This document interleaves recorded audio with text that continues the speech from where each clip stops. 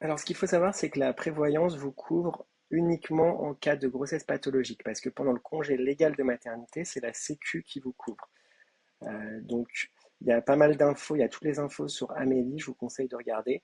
Mais en gros, ce qu'il faut retenir, c'est que vous avez droit à une prime de 3 864 € au moment de la naissance de l'enfant, plus au versement d'indemnités qui sont de 50% de vos revenus.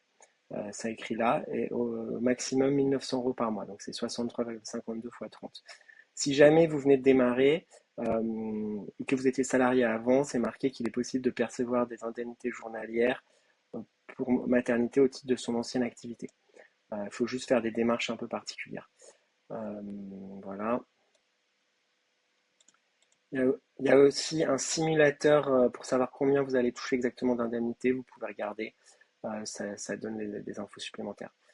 Ce qu'il faut savoir aussi, c'est que vous avez droit, en plus de ça, à poser un PATO de 30 jours max. Donc là, j'ai trouvé les infos sur un forum Amélie. Voilà, donc c'est des experts, hein, c'est des employés Amélie qui répondent. Pour le travailleur indépendant, il peut prétendre au congé supplémentaire pour une durée maximale de 30 jours. Ce congé peut être fractionnable 2 fois 15 jours ou non et peut être pris avant ou après le congé légal de maternité pour 15 jours maximum après le congé maternité.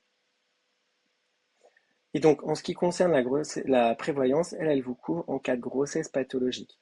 Donc, ce qu'il faut savoir, c'est que c'est considéré comme une maladie et donc c'est le délai de franchise qui s'applique, donc 15 ou 30 jours en fonction de ce que vous avez choisi, sauf s'il y a une hospitalisation où là, c'est la franchise hospitalisation qui s'applique.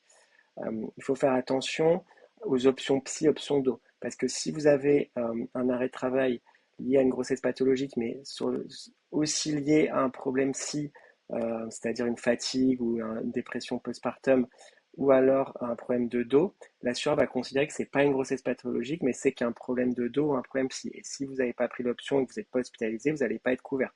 Donc il faut faire attention aux options do, options psy, quand on a un sujet grossesse. Au-delà de ça, il faut faire attention parce qu'il y a certains contrats, donc là c'est un exemple sur Swiss Life, où il y a des restrictions sur la prise en charge de la grossesse pathologique, c'est-à-dire que toutes les maladies ne sont pas couvertes, c'est uniquement celles qui sont dans la liste. Voilà, là c'est que des maladies, enfin des grossesses pathologiques très graves, et si vous n'êtes pas dedans, vous n'êtes pas couvert.